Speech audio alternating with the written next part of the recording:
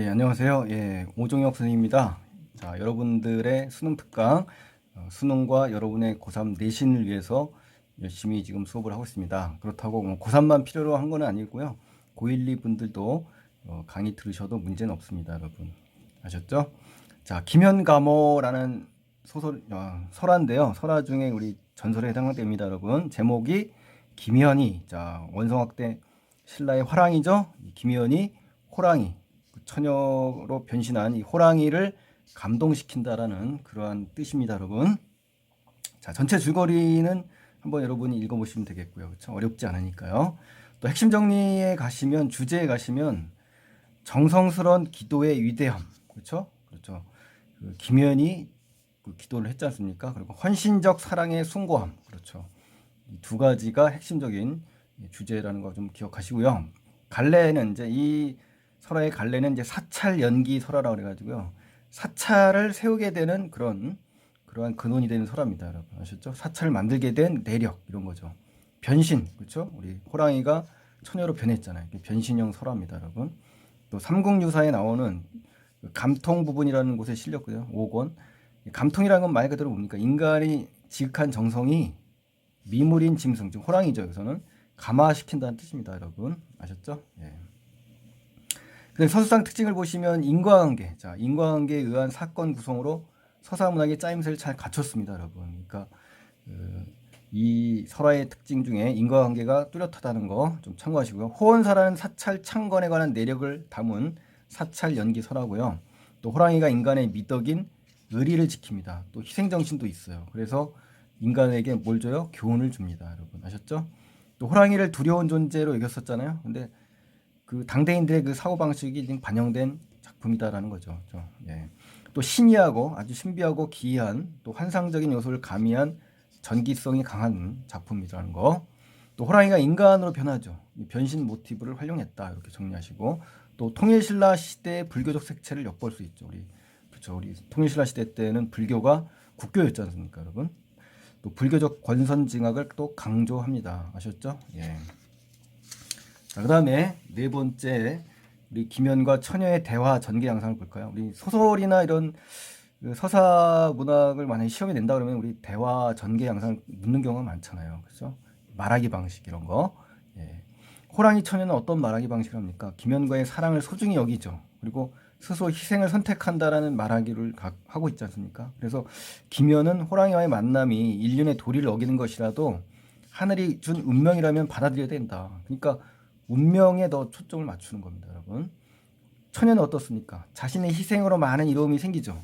그러니까 죽음을 망설일 필요가 없다라고 하면서 덕을 베풀면서 숨을 거두게 됩니다, 여러분. 또 인물의 특징을 좀 비교하면 호랑이 처녀는 어떤 인물입니까? 호랑이에서 인간으로 변신했어요. 그래서 스스로 목숨을 던졌죠. 그리고 오빠를 살렸죠. 새 오빠를. 그리고 나라의 혼란을 없앴죠. 낭군, 김현을 또 출세시키잖아요. 그렇죠? 또 절의 건립을 소원했었고 또 살신성인 죽어서 인을 남겼죠. 그래서 희생적인 인물로 그려집니다, 여러분. 잘 정리하시고요. 김현은 어떻습니까? 호랑이 처녀와의 인연으로 출세했어요. 그래서 호원사라는 절을 건립하게 됐고 또 하늘이 정한 인연을 중시했고, 그렇죠? 또 은혜를 갚는 인물이죠, 그렇죠? 각골난망, 즉 각골난망이 뭡니까? 뼈에 새겨서 절대 잊지 않는, 그렇죠? 은혜를 잊지 않는 그런 모습을 우리가 볼 수가 있네요. 세 마리의 범은 어떻습니까? 천의 오빠들인데, 새 오빠들인데 악의 상징물이죠, 악의 상징물. 그래서 권선징악이 나온 게 바로 여기서 나오는 겁니다, 여러분. 또 하늘은 어떤 역할입니까? 악을 징계하죠. 운명을 결정하는 초월적인 절대자로 나옵니다, 여러분. 아셨죠? 예. 또 여섯 번째 현실적 요소가 나오고 또 비현실적 요소가 나오는데 이게 결합이 됐어요. 그래서 현실적 요소는 뭡니까? 탑돌이 풍속은 현실적인 요소고 또 젊은이들이 이렇게 자유롭게 교제를 했네요. 또 호랑이의 피해가 많았죠, 그 당시에는. 그렇죠? 또 비현실적인 요소는 뭡니까? 전기적 요소, 환상적 요소라고 하는데 변신했잖아요. 호랑이가 처녀로 인간으로 변신하는 거니까. 그렇죠? 이런 부분에서는 비현실적인 요소다. 이렇게 구분을 해 주시기 바랍니다. 자, 단어 및 구절풀이 가볼까요? 첫 번째에서는 답돌이를 하다가 인연을 맺은 김현과 처녀의 그 장면을 잘랐거든요. 매년 2월이 되면 복회를 열었다. 응? 탑을 돌면서 뭐 하는 거예요? 소원을 비는 거예요. 그래서 당시 풍속이 나왔습니다. 그리고 김연의 정성이 들어 있습니다. 이 속에 소원을 비는 정성. 그래서 흑륜사라는 절도 나오죠. 흑륜사는 신라 최초의 왕실의 절이래요. 그리고 전탑은 벽돌로 만든 탑이고, 또 복회라는 거 뭡니까? 복을 비는 모임이에요. 아셨죠? 부처님의 공덕을 찬양하고 또 소원을 비는 탑돌이 행사가 이때 열립니다. 여러분 아셨죠? 원성왕은 신라 시대 때 임금이고요. 구체적인 시대적 배경이 제시됐다는 거. 자, 어떤 효과 준다 그랬죠? 사실성을 부여한다 그랬습니다, 여러분. 자, 꾸며낸 이야기지만 사실성을 극대화시킨다는 거 참고로 아시고요. 두 번째 장면에서는 뭡니까? 오라비들을 대신해서 벌을 받기를 자처해요. 누가? 처녀가. 그렇죠? 이제 그 사정이라는 말이 나오는데 이제 탑돌을 하다가 만나서 정을 통한 일을 얘기한 겁니다. 예, 노파에게 이야기하는 거겠죠. 이미 저지른 일이다라고 노파가 이야기하죠. 한자는 이제 반수불수라고 해가지고요. 물이 엎질러졌다. 반수가 물이 엎질러졌는데 불수 거둘 수가 없다 이거잖아요. 엎질러진 물은 다시 주워 담을 수 없다. 즉 뭡니까? 후회해도 소용이 없다라는 뜻이죠. 또 마땅히 한 놈을 죽여서 악행을 징계하겠다라고 누가 얘기해? 하늘이 얘기했죠. 바로 일벌백계를 한다. 즉 한 사람을 벌 주면서 100사람을 경계를 하겠다라고 하면서 엄포를 놓죠. 그래서 이 하늘은 어떤 역할을 한다? 윤리적 판단을 내리는 초월적 존재이면서 심판자의 역할을 합니다, 여러분. 또 새오빠가 만일 하면서 그렇게 된다면 제가 그 벌을 받겠습니다라고 처녀가 이야기하죠. 여기선 어떤 게 담겨 있다? 저 살신성인, 자기의 몸을 희생해서 어질물 이룬다라는 뜻이죠. 그렇죠? 자, 이건 바로 처녀의 삶의 방식입니다, 여러분. 자, 그다음에 이제 마지막 세 번째 장의 3번을 보시면 이제 세 번째 장면이죠. 죽음으로써 누가? 처녀가 죽음으로써 김연에게 은혜를 갖고자 하는 모습이죠. 그러니까 난군의 칼에 죽어서 은덕을 갖겠다. 이게 뭐예요? 결초보은이에요, 결초보은. 그렇죠? 또 당신을 뭐 기다리고 있겠습니다라고 해서 처녀가 앞으로 일어날 일과 그에 대한 대처 방법을 알려주는 장면이에요. 그렇죠? 예, 호랑이 숲에서 기다리겠다고 하지 않습니까? 또 이미 죽음을 팔아서 일생의 벼슬을 요행으로 갈 수 있겠소라고 하면서 김연이 얘기한 장면이죠. 인간적인 도리가 있고요. 또 김연의 운명을 순응하는 태도가 들어있습니다, 여러분. 또 천행이라는 건 하늘이 준 큰 행운이라는 뜻이고요. 인연은 하늘이 맺어준 것이다 라는 뜻이고요. 다만 저를 위하여 은혜는 더없이 클 것입니다라고 처녀가 이제 소원을 말합니다. 그래서 절을 지어달라고 하고 또 불경을 강의해달라고 하고 공덕을 쌓아달라고 합니다. 아셨죠? 강하다라는 것은 불교에서 이제 경전 따위를 외우고 논의하는 겁니다. 아셨죠? 과보라는 것은 공덕에 따라 얻게 되는 보배로운 결과입니다, 여러분. 아셨죠? 인간계에 속하게 되기를 바라는 마음이 담겨 있죠, 이 처녀가. 호랑이이지만, 자, 이러한 유언 속에는 바로 이러한 그 뜻이 담겨 있다라는 거 판단하시고요.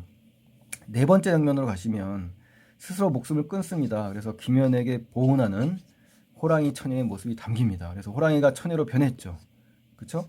변신 모티브입니다. 우리 소설 중에는 김원전이라고 있습니다, 여러분. 김원전, 금령전, 금우태자전, 박시전 이런 소설들이 바로 변신 모티브를 따온 고전 소설이다라고 기억을 좀 해주시면 되겠고요. 다 이게 설화에서 따온 겁니다, 여러분. 아셨죠? 내 발톱에 상처를 하면 나을 것입니다라고 처녀가 일러줬죠. 불교를 매개로 치료를 해주고 또 불교를 통해서 인간을 구원하죠. 자, 그리고 흑륜사라는 건 전설의 구체적인 증거물입니다, 여러분. 그래서 전설하면 증거물이 나온다고 그랬어요. 그게 바로 흑륜사입니다. 흑륜사. 그 사정은 누설하지 않고, 이게 뭡니까? 범이 처녀로 변신한 거죠. 처녀가 스스로 목숨을 끊은 이야기는 하지 않는다라는 거죠. 이거 누설하지 않고, 그렇죠? 호랑이 처녀의 이야기를 하늘의 비밀로 취급하는 겁니다. 그래서 절대 비밀로 여기게 된 거예요. 세간이라는 것은 세상을 얘기하는 겁니다. 그냥 세상.